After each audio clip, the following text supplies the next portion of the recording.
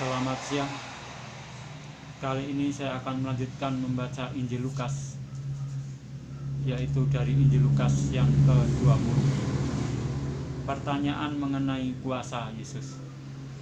Pada suatu hari, ketika Yesus mengajar orang banyak di Bait Allah dan memberitakan Injil, datanglah imam-imam kepala dan ahli-ahli Taurat serta tua-tua ke situ, dan mereka berkata kepada Yesus, "Katakanlah kepada kami, dengan kuasa manakah engkau melakukan hal-hal itu, dan siapa yang memberikan kuasa itu kepadamu?" Jawab Yesus kepada mereka, "Aku juga akan mengajukan suatu pertanyaan kepada kamu. Katakanlah kepadaku, baptisan Yohanes itu dari surga atau dari manusia?" Mereka mempertimbangkannya di antara mereka dan berkata, "Jikalau kita katakan dari surga, ia akan berkata, 'Mengapakah kamu tidak percaya kepadanya?' Tetapi jikalau kita katakan dari manusia, seluruh rakyat akan melempari kita dengan batu, sebab mereka yakin bahwa Yohanes adalah seorang nabi." Lalu mereka menjawab bahwa mereka tidak tahu dari mana baptisan itu. Maka kata Yesus kepada mereka, "Jika demikian, aku juga tidak mengatakan kepadamu dengan kuasa manakah aku melakukan hal-hal itu." Perumpamaan tentang penggarap-penggarap kebun anggur. Lalu Yesus mengatakan perumpamaan ini kepada orang banyak. Seorang membuka kebun anggur, kemudian ia menyewakannya kepada penggarap-penggarap, lalu berangkat ke negeri lain untuk waktu yang agak lama. Dan ketika sudah tiba musimnya, ia menyuruh seorang hamba kepada penggarap-penggarap itu, supaya mereka menyerahkan sebagian dari hasil kebun anggur itu kepadanya. Tetapi penggarap-penggarap itu memukul hamba itu dan menyuruhnya pulang dengan tangan hampa. Sesudah itu ia menyuruh seorang hamba yang lain, tetapi hamba itu juga dipukul dan dipermalukan oleh mereka, lalu disuruh pulang dengan tangan hampa. Selanjutnya ia menyuruh hamba yang ketiga, tetapi orang itu juga dilukai oleh mereka, lalu dilemparkan keluar kebun itu. Maka kata tuan kebun anggur itu, "Apakah yang harus kuperbuat? Aku akan menyuruh anakku yang kekasih, tentu ia mereka segani." Tetapi ketika penggarap-penggarap itu melihat anaknya itu, mereka berunding, katanya, "Ia adalah ahli waris, mari kita bunuh dia, supaya warisan ini menjadi milik kita." Lalu mereka melemparkan dia keluar kebun anggur itu dan membunuhnya. Sekarang apa yang akan dilakukan oleh tuan kebun anggur itu dengan mereka? Ia akan datang dan membinasakan penggarap-penggarap itu dan mempercayakan kebun anggur itu kepada orang-orang lain. Mendengar itu mereka berkata, "Sekali-kali jangan." Tetapi Yesus memandang mereka dan berkata, "Jika demikian, apakah arti nas ini? Batu yang dibuang oleh tukang-tukang bangunan telah menjadi batu penjuru. Barang siapa jatuh ke atas batu itu, ia akan hancur, dan barang siapa ditimpa batu itu, ia akan remuk." Lalu ahli-ahli Taurat dan imam-imam kepala berusaha menangkap dia pada saat itu juga, sebab mereka tahu bahwa merekalah yang dimaksudkannya dengan perumpamaan itu, tetapi mereka takut kepada orang banyak. Tentang membayar pajak kepada kaisar. Ahli-ahli Taurat dan imam-imam kepala mengamat-amati Yesus. Mereka menyuruh kepadanya mata-mata yang berlaku seolah-olah orang jujur, supaya mereka dapat menjeratnya dengan suatu pertanyaan dan menyerahkannya kepada wewenang dan kuasa wali negeri. Orang-orang itu mengajukan pertanyaan ini kepadanya, "Guru, kami tahu bahwa segala perkataan dan pengajaranmu benar, dan engkau tidak mencari muka, melainkan dengan jujur mengajar jalan Allah.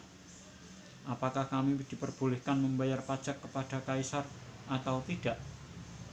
Tetapi Yesus mengetahui maksud mereka yang licik itu, lalu berkata kepada mereka, "Tunjukkanlah kepadaku suatu dinar.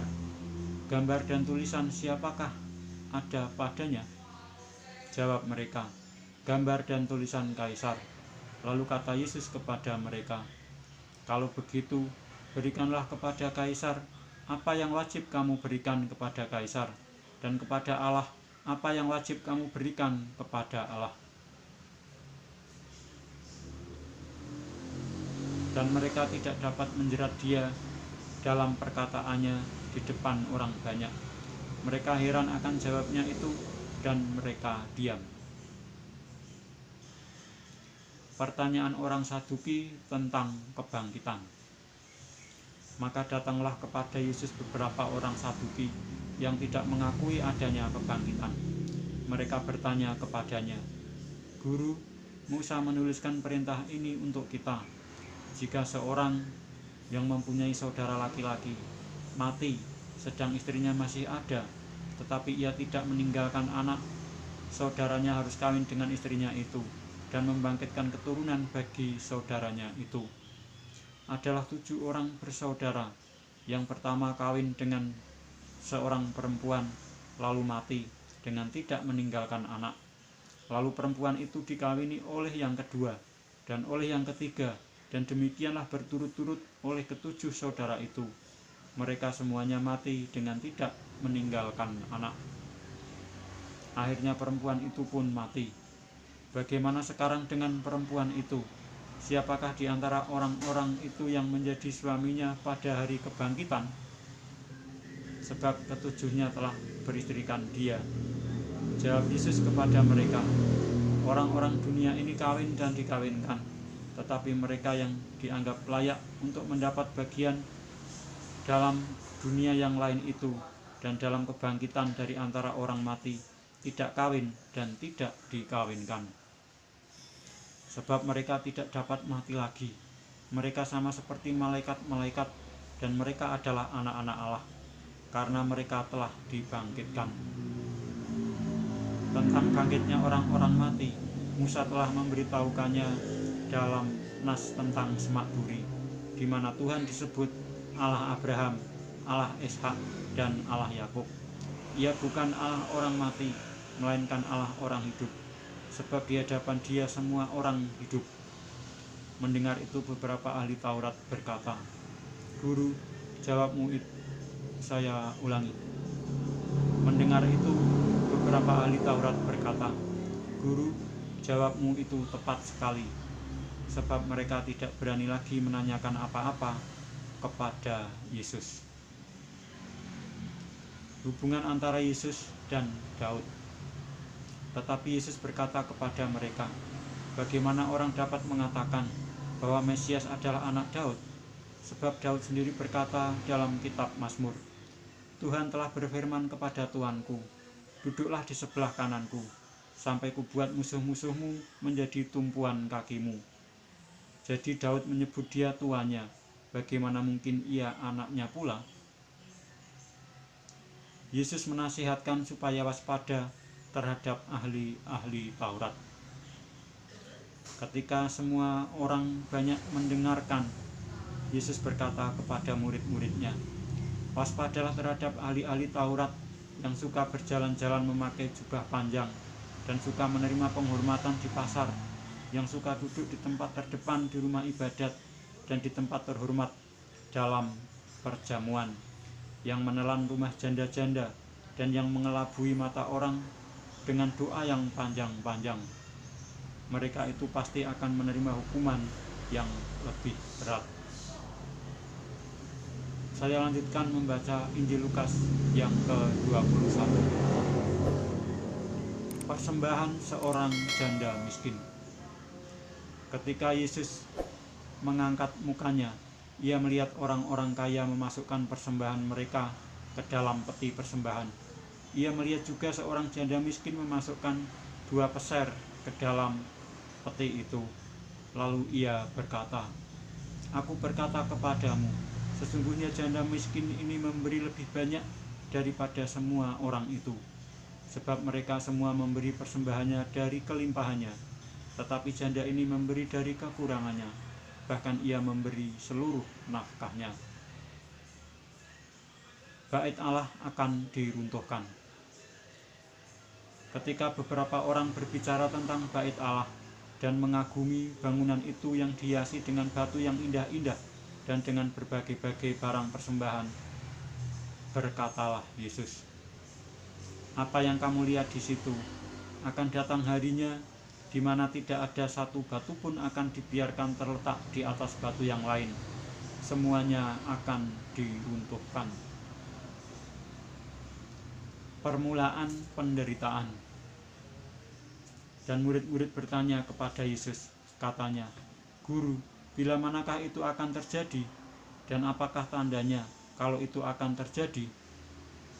Jawabnya, "Waspadalah, supaya kamu jangan disesatkan. Sebab banyak orang akan datang dengan memakai namaku dan berkata, 'Akulah dia,' dan saatnya sudah dekat. Janganlah kamu mengikuti mereka.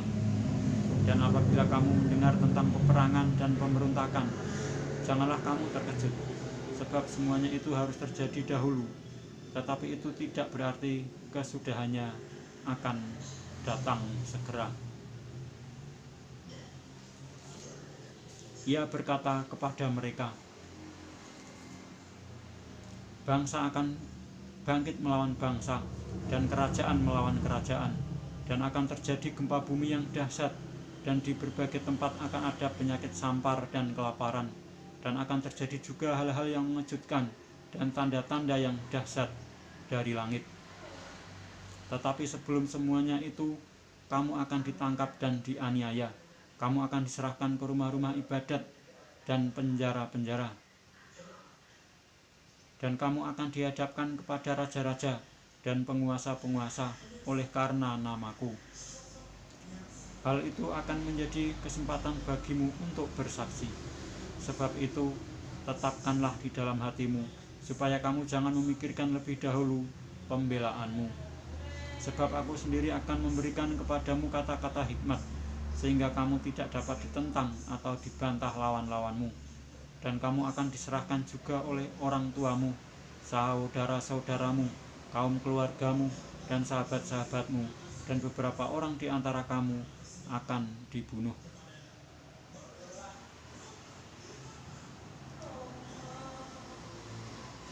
Dan kamu akan dibenci semua orang oleh karena namaku. Tetapi tidak sehelai pun dari rambut kepalamu akan hilang. Kalau kamu tetap bertahan, kamu akan memperoleh hidupmu." Tentang runtuhnya Yerusalem. Apabila kamu melihat Yerusalem dikepung oleh tentara-tentara, ketahuilah bahwa keruntuhannya sudah dekat. Pada waktu itu orang-orang yang berada di Yudea harus melarikan diri ke pegunungan, dan orang-orang yang berada di dalam kota harus mengungsi, dan orang-orang yang berada di pedusunan jangan masuk lagi ke dalam kota. Sebab itulah masa pembalasan, di mana akan genap semua yang ada tertulis.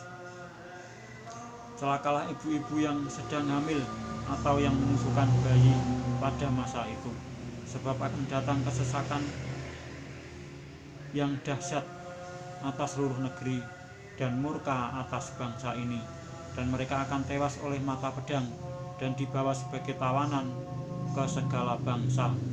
Dan Yerusalem akan diinjak-injak oleh bangsa-bangsa yang tidak mengenal Allah, sampai genaplah zaman bangsa-bangsa itu. Kedatangan Anak Manusia. Perumpamaan tentang pohon ara. Dan akan ada tanda-tanda pada matahari dan bulan dan bintang-bintang, dan di bumi bangsa-bangsa akan takut dan bingung menghadapi deru dan gelora laut. Orang akan mati ketakutan karena kecemasan berhubung dengan segala apa yang menimpa bumi ini, sebab kuasa-kuasa langit akan goncang. Pada waktu itu orang akan melihat Anak Manusia datang dalam awan dengan segala kekuasaan dan kemuliaannya. Apabila semuanya itu mulai terjadi, bangkitlah dan angkatlah mukamu, sebab penyelamatanmu sudah dekat. Lalu Yesus mengatakan perumpamaan ini kepada mereka. Perhatikanlah pohon ara atau pohon apa saja. Apabila kamu melihat pohon-pohon itu sudah bertunas, kamu tahu dengan sendirinya bahwa musim panas sudah dekat. Demikian juga, jika kamu melihat hal-hal itu terjadi, ketahuilah bahwa kerajaan Allah sudah dekat. Aku berkata kepadamu, sesungguhnya angkatan ini tidak akan berlaku. Saya ulangi, aku berkata kepadamu, sesungguhnya angkatan ini tidak akan berlalu sebelum semuanya terjadi. Langit dan bumi akan berlalu, tetapi perkataanku tidak akan berlalu. Nasihat supaya berjaga-jaga.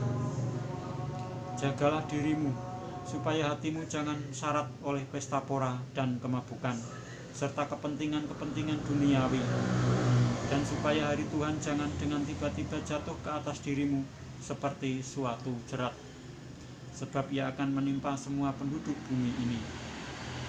Berjaga-jagalah senantiasa sambil berdoa, supaya kamu beroleh kekuatan untuk luput dari semua yang akan terjadi itu, dan supaya kamu tahan berdiri di hadapan Anak Manusia. Pada siang hari, Yesus mengajar di bait Allah, dan pada malam hari, ia keluar dan bermalam di gunung yang bernama Bukit Zaitun. Dan pagi-pagi semua orang banyak datang kepadanya di dalam bait Allah untuk mendengarkan dia. Demikianlah saya telah membaca Injil Lukas sampai dengan Lukas yang ke-21. Dan saya akan melanjutkan membaca Injil Lukas berikutnya, yaitu Lukas 22, tentang rencana untuk membunuh Yesus pada kesempatan yang akan datang. Sekian, terima kasih.